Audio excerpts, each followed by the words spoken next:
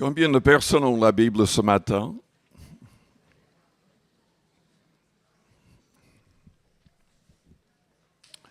Je vais lire le psaume 23.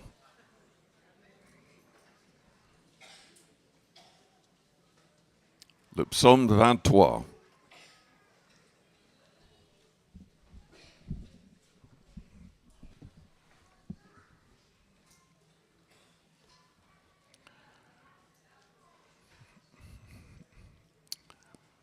C'est dommage que nous n'ayons pas la musique pour le chanter, parce que les psaumes étaient chantés. Cantique de David. L'Éternel est mon berger, je ne manquerai de rien. Il me fait reposer dans de verts pâturages. Il me dirige près des eaux paisibles. Il restaure mon âme. Il me conduit dans les sentiers de la justice à cause de son nom. Quand je marche dans la vallée de l'ombre de la mort, je ne crains aucun mal, car tu es avec moi. Ta houlette et ton bâton me rassurent. Tu dresses devant moi une table en face de mes adversaires. Tu oins d'huile ma tête et ma coupe déborde. Oui, le bonheur et la grâce m'accompagneront tous les jours de ma vie.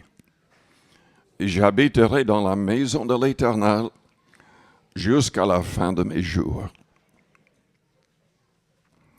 Prions le Seigneur avant d'aller plus loin. Père Céleste, nous te louons, nous te bénissons ce matin pour ta parole qui a été inspirée par ton Esprit Saint. Que cette parole soit au fond de nos cœurs.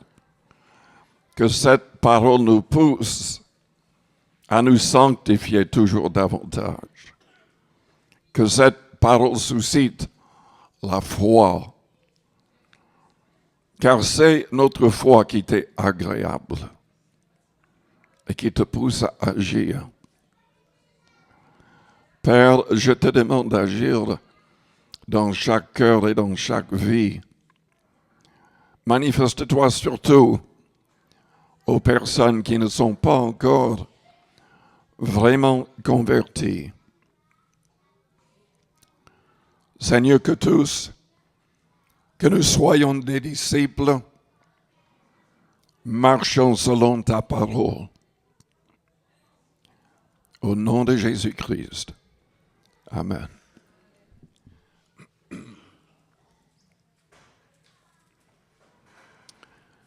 L'Éternel est mon berger. Qui est cet Éternel? Qui est ce berger? Dans Jean chapitre 10, Jésus-Christ s'est présenté lui-même comme le berger. Il a dit au verset 8, ou même 7, « Je suis la porte des brebis. Tous ceux qui sont venus avant moi sont des voleurs et des brigands, mais les brebis ne les ont point écoutés. Je suis la porte. Si quelqu'un entre par moi, il sera sauvé. Il entrera et il sortira et il trouvera des pâturages. Le voleur ne vient que pour dérober, égorger et détruire. Moi, je suis venu afin que les brebis aient la vie et qu'elles soient dans l'abondance. Je suis le bon berger. Le bon berger donne sa vie pour ses brebis. Plus loin, il a dit au verset 27, « Mes brebis entendent ma voix, je les connais et elles me suivent. Je leur donne la vie éternelle, et elles ne périront jamais, et personne ne les ravira de ma main. Mon Père qui me les a donnés est plus grand que tous, et personne ne peut les ravir de la main de mon Père. Moi et le Père, nous sommes un. L'Éternel est mon berger. Les Juifs disent Adonai est mon berger. Dans les Bibles en anglais, on dit The Lord est mon berger. En grec, Kyrios est mon berger. En français, le Seigneur est mon berger. En hébreu, il n'y a que YHWH. Mais les Juifs disent toujours Adonai ou en grec Kyrios. Il est éternel. Son origine vient de l'éternité. L'Éternel est mon berger, je ne manquerai de rien. Il me fait reposer dans de verts pâturages. Je vous pose la question ce matin, est-ce que le Seigneur est véritablement votre berger? Est-ce que vous le suivez? Il a dit, suivez-moi et je vous ferai pêcheurs d'hommes. Toutes les promesses qu'il a données sont liées au fait de vraiment le suivre, cherchant les âmes, luttant contre les forces du mal. Quand Jésus-Christ a dit qu'il serait avec eux tous les jours jusqu'à la fin du monde, il parlait à ses disciples à qui il venait de donner le commandement d'aller partout sur terre, prêchant l'Évangile à toute la création. Il a dit, voici aussi les miracles qui accompagneront ceux qui auront cru en mon nom. Ils chasseront les démons. Ils parleront de nouvelles langues. Ils imposeront les mains aux malades. Et les malades seront guéris.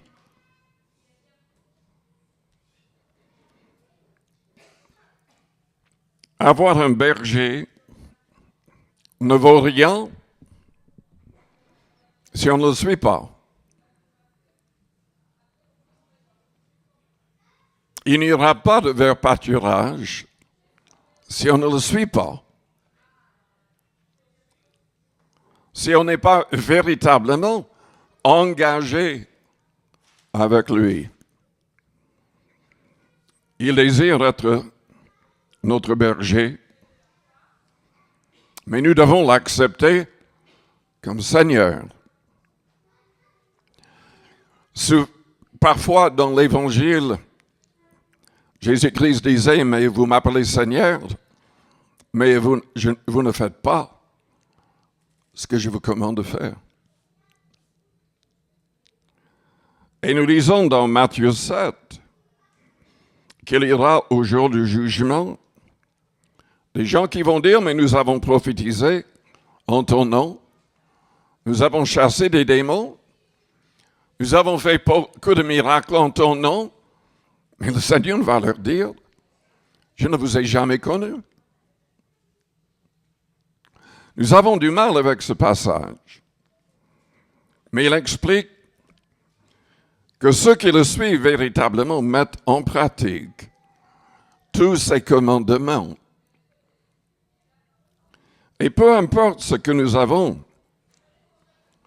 expérimenté dans notre vie, peut-être de manière surnaturelle, si on ne persévère pas dans la justice, en obéissant au commandement du Christ,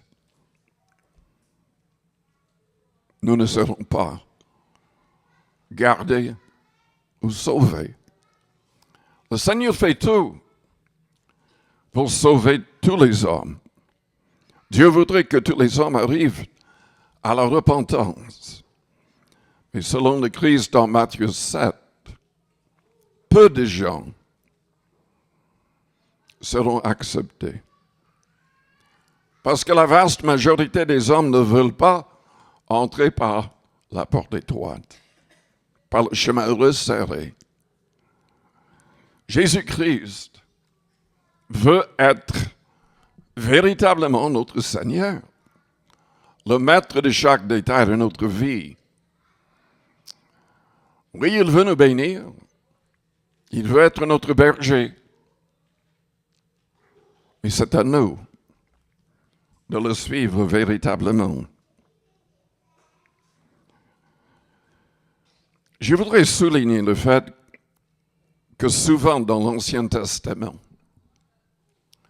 que nous voyons YHWH, traduit dans les Bibles en français en général, par l'Éternel, il y a des passages qui se réfèrent précisément à Jésus-Christ. C'est le cas, par exemple, dans Zacharie, chapitre 14, qui parle des derniers temps.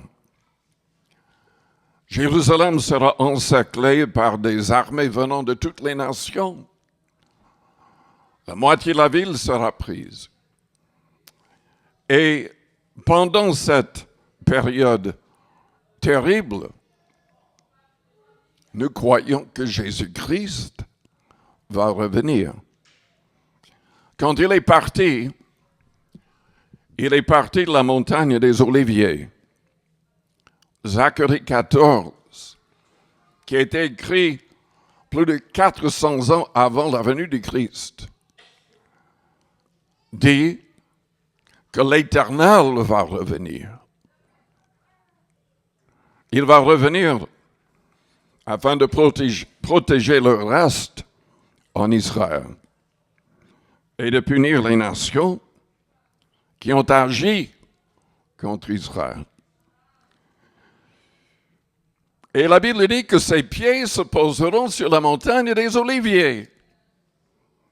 Mais Dieu, le Père qui est esprit, est-ce qu'il va faire cela? Ou est-ce que c'est Jésus-Christ qui va faire cela? Partout dans le Nouveau Testament, nous voyons des passages qui parlent du retour du Christ, surtout 2 Thessaloniciens, chapitre 1er, verset 7. Le Seigneur va revenir dans une flamme de feu avec tous ses anges pour punir ceux qui n'ont pas marché selon son évangile. Zacharie parle de cela, disant qu'il sera accompagné par tous les saints. Jésus-Christ, dans Jean 8, parlait avec les pharisiens qui ne saisissaient pas ce qu'il disait quand il parlait de son origine, et il voulait le lapider parce qu'il se disait fils de Dieu. Et il est allé jusqu'à dire qu'il était sorti directement de Dieu le Père. Il n'a jamais parlé dans le sens que son existence avait commencé à Bethléem avec Marie et tout le reste. Il y a des passages dans l'Ancien Testament, Michée 5 au verset 2 par exemple, qui parle de Bethléem, qui parle de sa naissance, mais qui dit que son origine remonte au temps de l'éternité. Dans Jean 8, Jésus-Christ disait avoir connu Abraham. Je vais le lire même. Jean 8.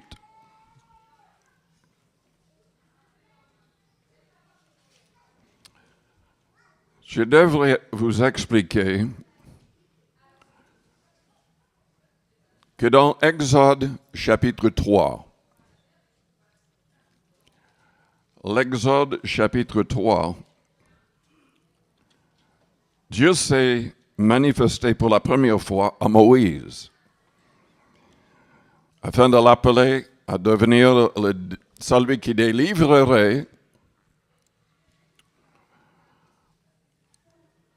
le peuple d'Israël qui était en esclavage en Égypte. Et Moïse lui a dit, mais ils ne vont pas m'écouter. Quel est ton nom? Et Dieu lui a dit, mon nom est Je suis. Louis II a inventé le nom l'Éternel à partir de cela. Mais juste après, on trouve le YHWH, et en français, c'est marqué, l'Éternel sera mon nom pour l'éternité. Mais YHWH, c'est tout ce qu'il y a en hébreu.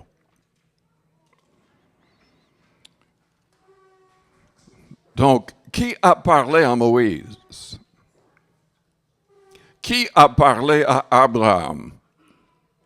Jésus-Christ est appelé la parole, ou peut-être porte-parole de Dieu, dans Jean 1. Il est appelé aussi Dieu. C'est la parole qui est devenue chair. Et Jean explique que c'est Jésus-Christ. Mais dans Jean 8,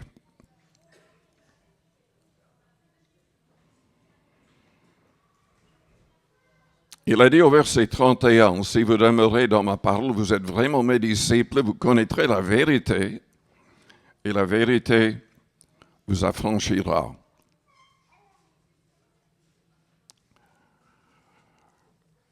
Au verset 39 ou 38, « Je dis ce que j'ai vu chez mon Père, et vous faites ce que vous avez entendu de la part de votre Père. » Ils lui répondirent, « Notre Père, c'est Abraham. » Jésus leur dit, « Si vous étiez enfants d'Abraham, vous feriez les œuvres d'Abraham. Mais maintenant vous cherchez à me faire mourir, moi qui vous ai dit la vérité que j'ai entendue de Dieu. Cela, Abraham ne l'a point fait. Vous faites les œuvres de votre Père. » Ils lui dirent, « Nous ne sommes pas des enfants illégitimes, nous avons un seul Père, Dieu. » Jésus leur dit, « Si Dieu était votre Père, vous m'aimeriez, car c'est de Dieu que je suis sorti et que je viens. Je ne suis pas venu de moi-même, mais c'est lui qui m'a envoyé. »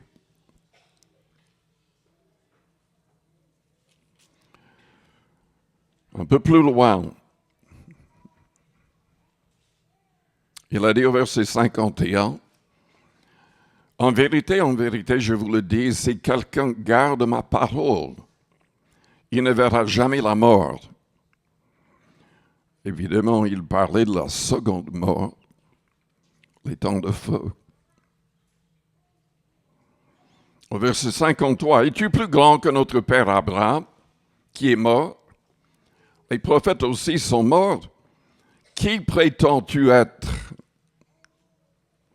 Jésus répondit, « Si je me glorifie moi-même, ma gloire n'est rien. C'est mon Père qui me glorifie, lui que vous dites être votre Dieu,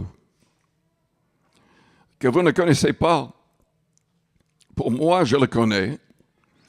Et si je disais que je ne le connais pas, je serais semblable à vous, à mon Père. Mais je le connais et je garde sa parole. Abraham, votre père, a tressailli de joie de ce qu'il verrait mon jour. Il l'a vu et s'est réjoui. » Les Juifs lui dirent, « Tu n'as pas encore 50 ans et tu as vu Abraham? » Jésus leur dit, en vérité, je vous le dis, avant qu'Abraham fût, je suis. Il n'a pas dit j'étais là, il a dit je suis, qui est le nom de Dieu pour l'éternité. Là-dessus, ils prirent des pierres pour les jeter contre lui, mais Jésus se cacha, il sortit du temple.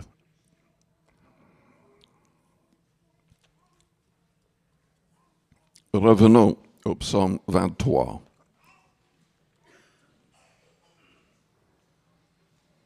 L'Éternel est mon berger.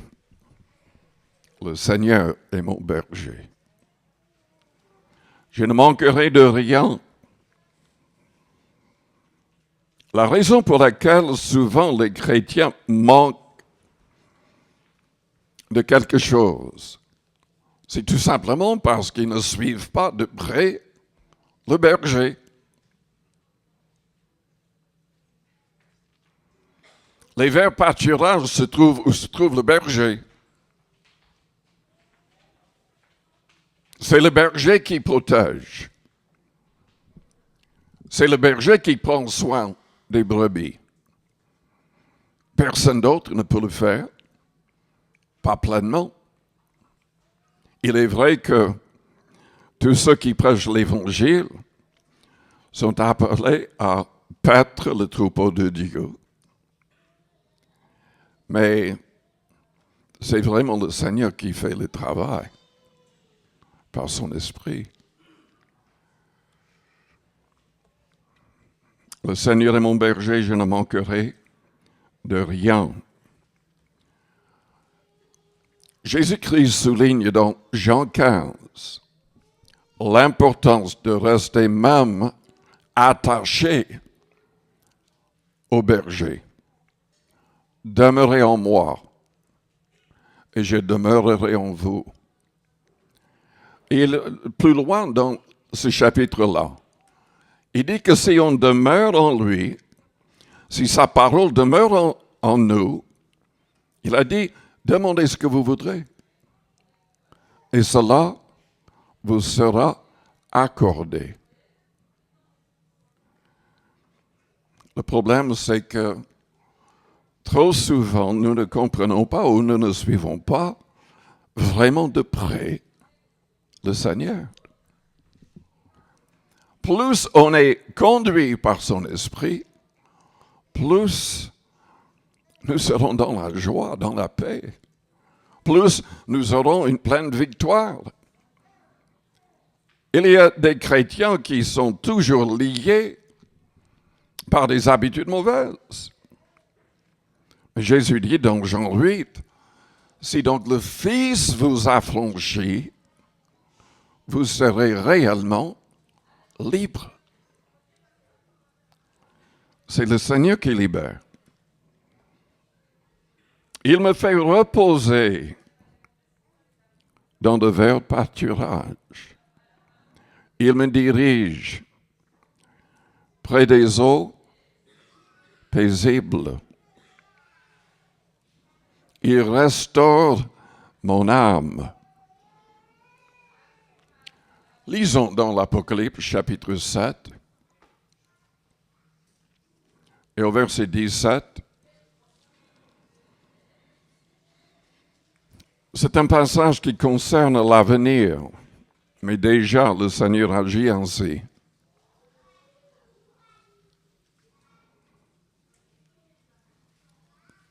Le passage parle des croyants qui, pendant la grande tribulation, donneront leur vie.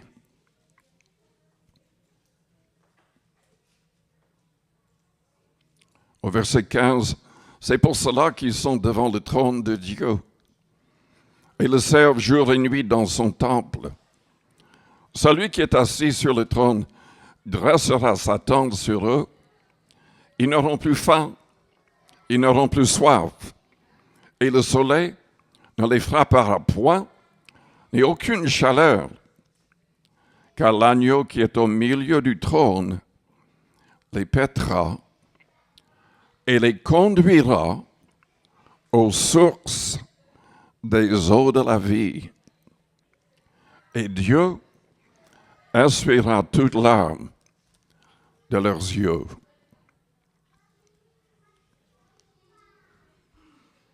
Dans Matthieu chapitre 11, il y a un autre passage où le Seigneur lui-même nous appelle à venir à lui.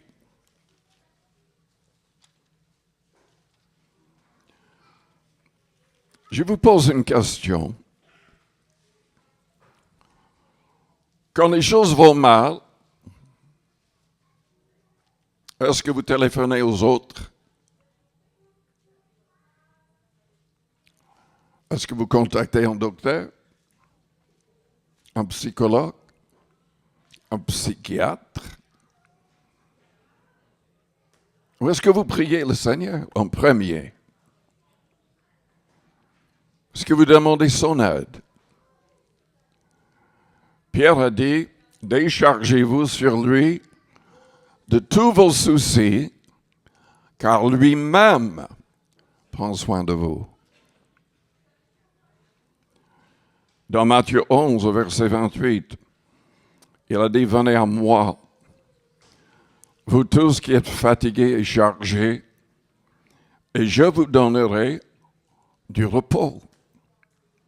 Prenez mon joug sur vous et recevez mes instructions, car je suis doux et humble de cœur, et vous trouverez du repos pour vos âmes. Car mon joug est doux et mon fardeau léger. Quand vous priez, quand vous cherchez la face du Seigneur, est-ce que vous prenez le temps d'écouter? Mes brebis entendent ma voix, il a dit dans Jean 10, et elles me suivent. Je les connais. Et elles me suivent. Il me conduit dans les sentiers de la justice à cause de son nom. Nous avons déjà mentionné Jean 8, les versets 30 et 36. C'est en persévérant dans la parole du Christ qu'on est libéré des choses du monde, de la chair, du péché. Il a dit, ma parole est esprit et vie. Et il a dit, si donc le Fils vous affranchit, vous serez réellement libre. Il me conduit dans les sentiers de la justice. Il ne nous laisse pas liés par le mal. Il nous purifie, il nous sanctifie par sa parole et par son esprit. Quand je marche dans la vallée de l'ombre de la mort, je ne crains aucun mal, car tu es avec moi. Il a promis en tout cas à ses disciples qui devaient sortir et prêcher partout. Il a dit, je suis avec vous tous les jours jusqu'à la fin du monde. Il est avec ceux qui sont avec lui. Il est avec ceux qui le suivent.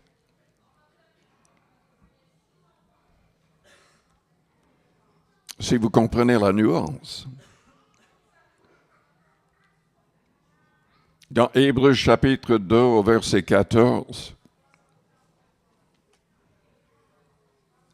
nous comprenons que par sa mort, par sa résurrection, il a repris tout pouvoir,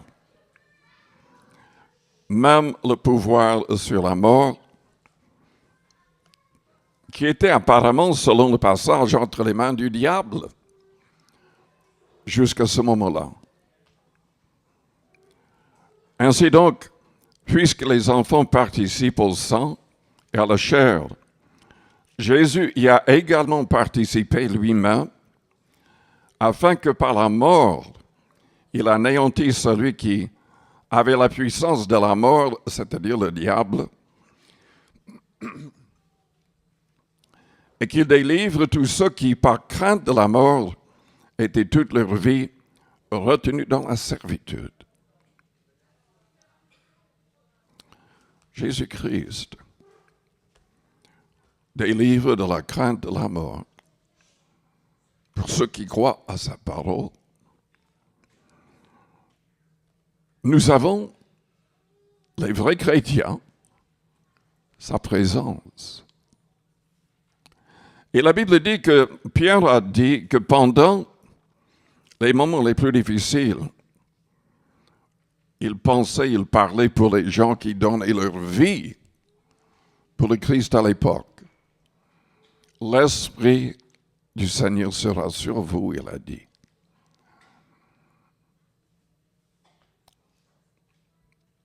Il y a des témoignages de différentes personnes à travers l'histoire qui ont donné leur vie pour le Christ. Certains qui n'ont rien ressenti parce qu'ils se confiaient pleinement dans le Seigneur. Je vous ai parlé dans le passé du pasteur Humbard. Moi, quand j'étais vraiment petit, très jeune, j'ai eu le privilège d'écouter le Père qui a prêché dans notre Église. C'est, comment dire,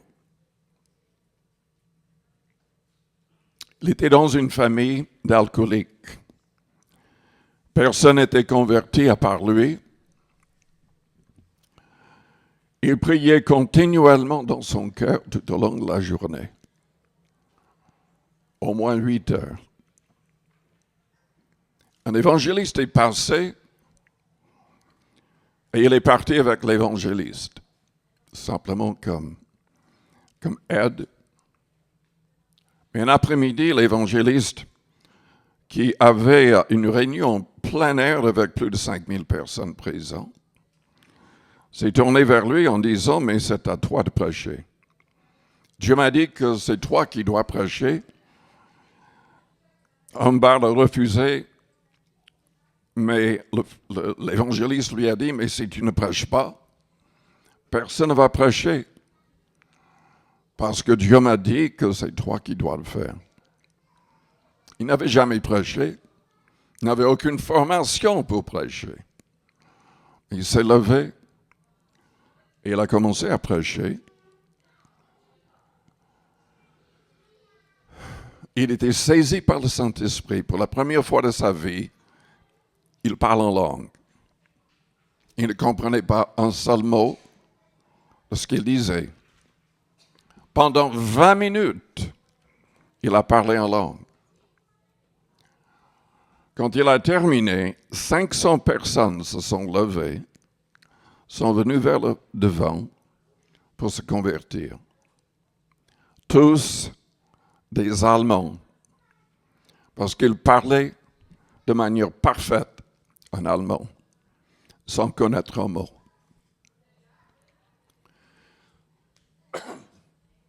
Ce même frère est parti comme évangéliste lui-même après. Il a allé de ville en ville. Dans une certaine ville, c'était une ville contrôlée par des gens vraiment pervers qui contrôlaient les bars, les saloons, etc. Et ils ont décidé qu'ils allaient réagir parce qu'il y avait tellement de gens qui se convertissaient, plus personne ne venait dans leurs établissements. Et donc, après une réunion un soir, quand tout le monde était parti, à part l'évangéliste, ils l'ont attrapé, l'ont entraîné dans les bois, dans la forêt.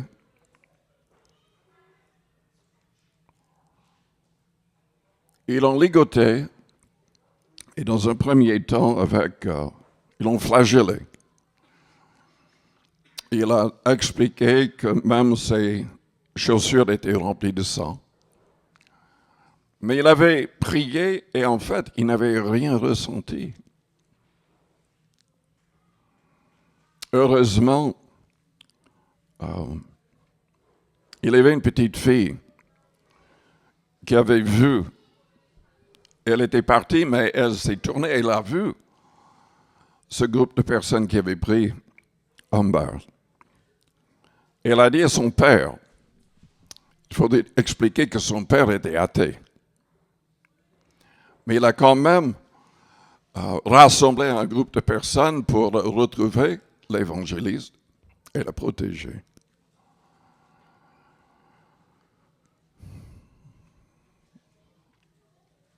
D'après l'histoire, d'après son témoignage, 2 hommes en blanc ont dirigé le groupe vers l'évangéliste, qui n'était pas encore mort, mais les autres l'avaient laissé, croyant qu'il était mort.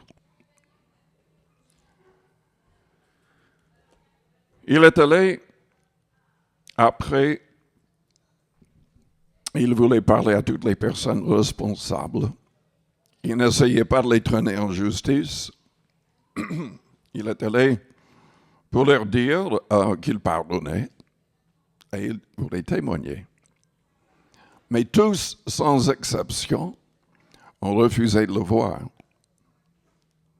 En moins de 6 mois, chaque personne dans ce groupe, à part une personne, sont décédées de manière terrible. Un homme qui travaillait avec les trains, en couplant 2 wagons, il s'est glissé et sa tête était écrasée par les 2. Un autre s'est noyé. Il y avait toute une liste de choses terribles qui sont arrivées à tout le groupe, à part une dernière personne qui est resté en vie, mais il a été frappé par un esprit de folie. Il est devenu complètement fou. Dieu, il peut nous protéger. Il est vrai aussi que parfois c'est sa volonté qu'on donne notre vie. C'était sa volonté que les disciples soient des martyrs. Et parfois les gens disent, mais pourquoi? Pour quelle raison est-ce que Dieu permet cela?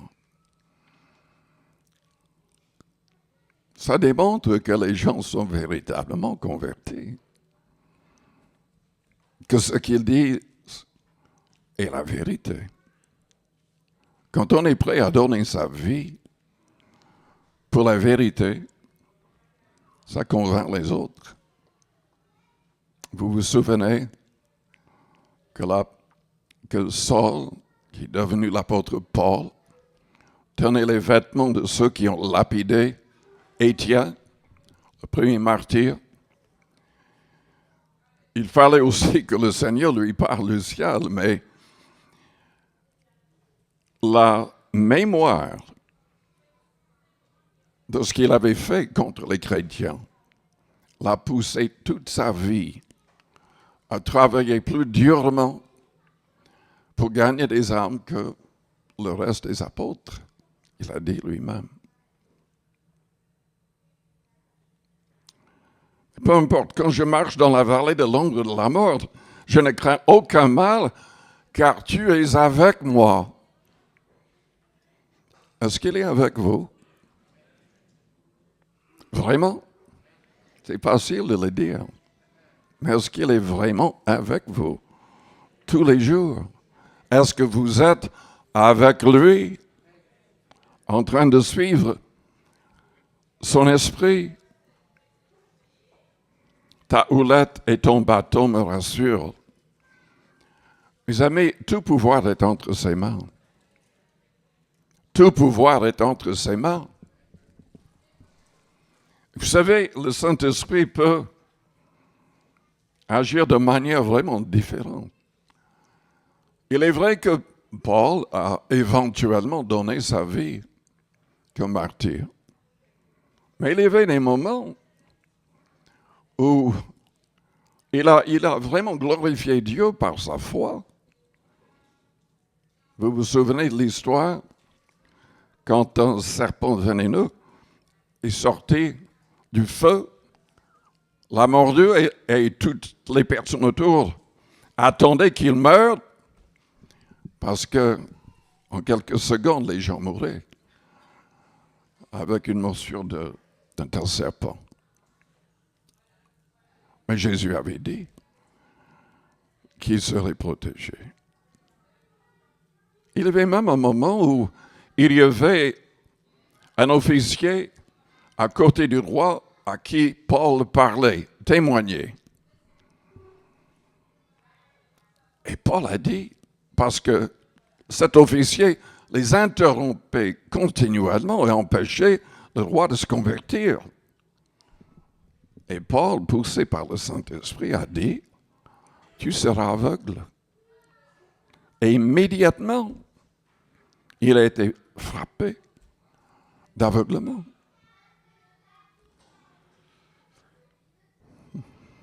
Il suffit d'être conduit par l'Esprit. Il suffit de rester rempli de l'Esprit Saint. Tu dresses devant moi une table en face de mes adversaires. Ça a peut-être un autre sens à notre époque, depuis la venue du Christ. Dieu plaçait les apôtres en face de rois. En fait, dans Acte 9,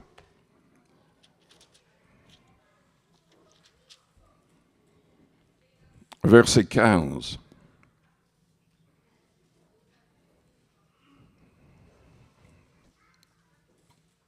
le Seigneur a dit à Ananias d'aller prier pour Saul, qui est devenu Paul. Le Seigneur lui avait parlé du ciel. Il s'est présenté dans une lumière qui l'a aveuglé. Il était aveuglé pendant plusieurs jours. Et donc Dieu dit à Ananias d'aller prier et lui imposer les mains pour qu'il soit rempli du Saint-Esprit. Mais Ananias ne veut pas le faire parce qu'il savait très bien ce que Paul avait fait contre les autres croyants. Il avait peur. Au verset 15, mais le Seigneur lui dit, va, car cet homme est un instrument que j'ai choisi pour porter mon nom devant les nations, devant les rois et devant les fils d'Israël, et je lui montrerai tout ce qu'il doit souffrir pour mon nom. Mais qui d'autre aurait persévéré comme Paul s'il n'avait pas l'arrière-plan en mémoire?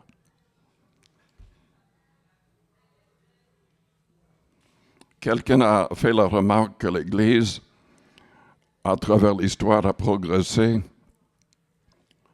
grâce au sang des martyrs.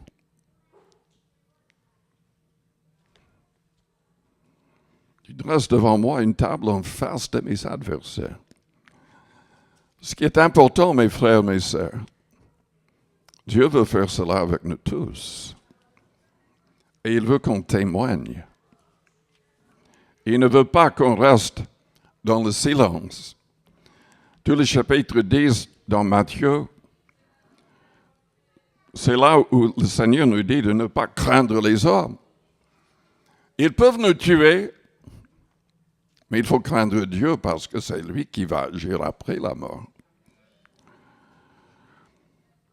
Verset 31, ne craignez donc point, vous valez plus que beaucoup de passereaux. C'est pourquoi quiconque me confessera devant les hommes, je le confesserai aussi devant mon Père qui est dans les cieux. Mais quiconque me reniera devant les hommes, je le renierai aussi devant mon Père qui est dans les cieux. Ne croyez pas que je sois venu apporter la paix sur la terre. Je ne suis pas venu apporter la paix, mais l'épée. Car je suis venu mettre la division entre l'homme et son père, entre la fille et sa mère, entre la belle-fille et sa belle-mère. Et l'homme aura pour ennemi les gens de sa maison. Celui qui aime son père ou sa mère plus que moi n'est pas digne de moi. Et celui qui aime son fils ou sa fille plus que moi n'est pas digne de moi. Celui qui ne prend pas sa croix et ne me suit pas n'est pas digne de moi. Celui qui conservera sa vie la perdra. Et celui qui perdra sa vie à cause de moi la retrouvera.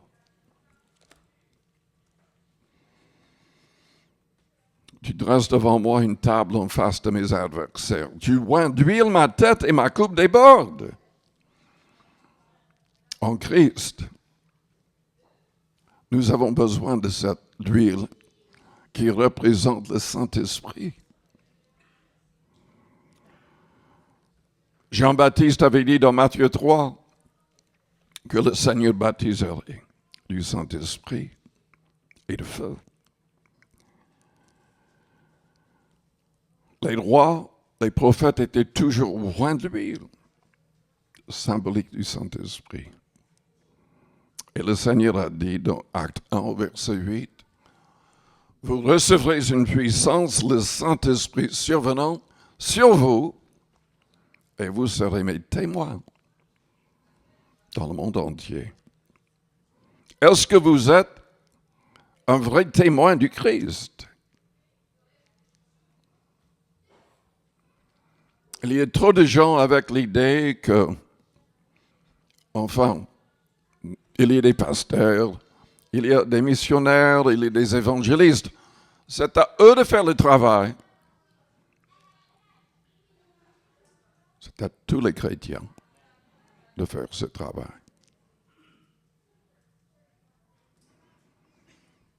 C'est à tous de recevoir le Saint-Esprit, de persévérer dans la prière afin de recevoir. Oui, le bonheur et la grâce m'accompagneront tous les jours de ma vie. Jésus-Christ est lui-même la grâce et le bonheur. Selon Jean 1, c'est lui qui est venu avec le message de grâce. Et il était gracieux. Il pardonnait à tous. Il a chassé 7 démons de Marie de Magdala. Il a pardonné aux brigands à côté de lui sur la croix. J'habiterai dans la maison de l'Éternel jusqu'à la fin de mes jours. David aimait tellement la maison de Dieu qui était à l'époque était une tente. C'était avant le temple. Qu'il voulait toujours y être, parce qu'il voulait toujours être en contact réel avec le Christ. Ce qui est magnifique à notre époque, c'est que nous n'avons pas besoin de bâtiments. Notre corps est le temple du Saint-Esprit. Si on reste rempli du Saint-Esprit,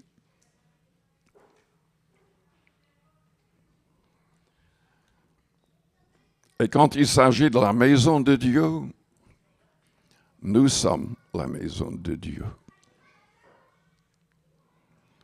Les croyants, quand ils sont ensemble, c'est le temple de Dieu. C'est vraiment l'Église, qui en grec signifie assemblée. On peut être en plein air, dans une maison, n'importe où. Ce qui est magnifique, c'est de vouloir vraiment être toujours en contact avec les chrétiens. Et je le dis assez souvent, mais selon Hébreux 10, selon Hébreux 3, Nous avons la responsabilité de veiller les uns sur les autres, d'exhorter aux uns et aux autres. Dans le psaume 82,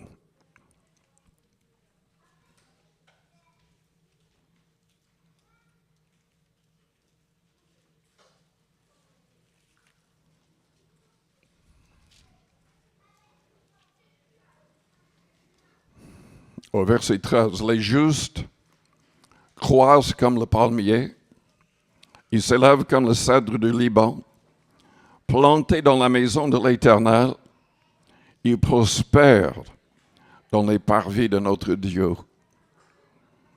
Ils portent encore des fruits dans la vieillesse. Ils sont pleins de sève et verdoyants pour faire connaître que l'Éternel est juste. Il est mon rocher, il n'y a point en lui d'iniquité.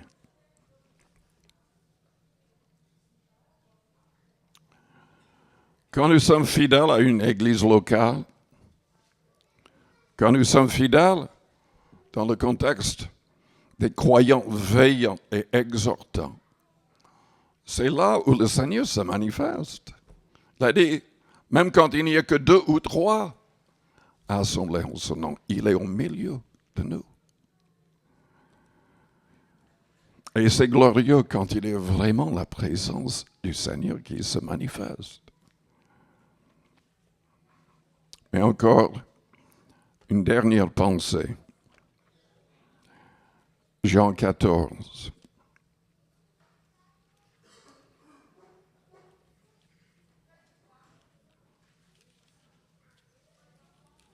Le Seigneur est parti nous préparer une maison, une place. Que votre cœur ne se trouble point. Croyez en Dieu et croyez en moi. Il y a plusieurs demeures dans la maison de mon Père. Si cela n'était pas, je vous l'aurais dit, je vais vous préparer une place. Et lorsque je m'en serai allé et que je vous aurai préparé une place, je reviendrai et je vous prendrai avec moi, afin que là où je suis, vous y soyez aussi. Je vous invite à fermer vos yeux, à courber vos fronts. Avec les yeux fermés, les fronts courbés, soyez honnêtes avec vous-même, soyez honnêtes avec Dieu. Est-ce que Jésus-Christ est véritablement votre Seigneur, le maître de chaque détail de votre vie? Est-ce qu'il est votre berger? Est-ce que vous le suivez? Est-ce que vous êtes véritablement conduit par son esprit? Ressentez-vous sa présence?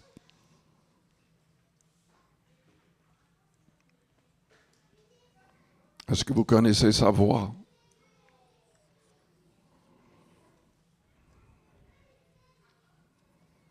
Est-ce que vous avez permis qu'il vous délivre du pouvoir du mal, du péché, des habitudes mauvaises?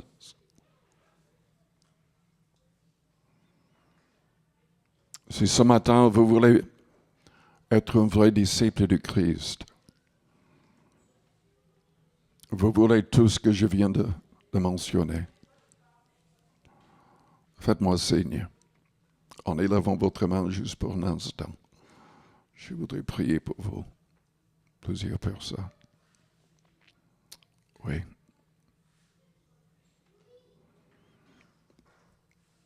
Si vous êtes dans la salle et vous n'avez pas l'assurance de votre salut, répétez une prière après moi de votre cœur. Que toute l'Église répète la prière. Père Céleste, j'ai besoin de toi. Je reconnais que je suis pécheur. Et je crois que tu peux me délivrer. Je proclame ma foi en Christ. Il est mort pour mes fautes, à ma place. Et tu l'as ressuscité acceptant son sacrifice pour moi.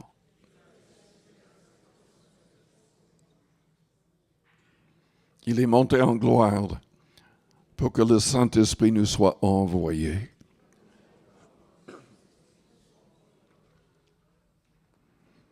J'ai besoin de ton esprit. Éloigne de moi tout esprit mauvais et impur.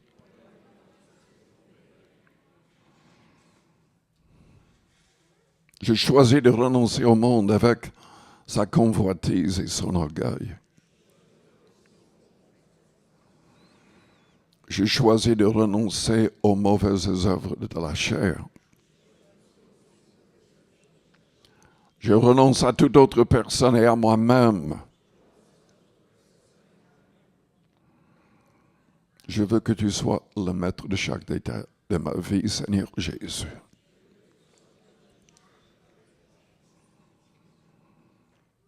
Pardonne-moi, purifie-moi. Remplis-moi du Saint-Esprit. Que tout en moi te glorifie. Maintenant, priez à votre manière. Là, à votre place. Priez dans le silence de votre cœur.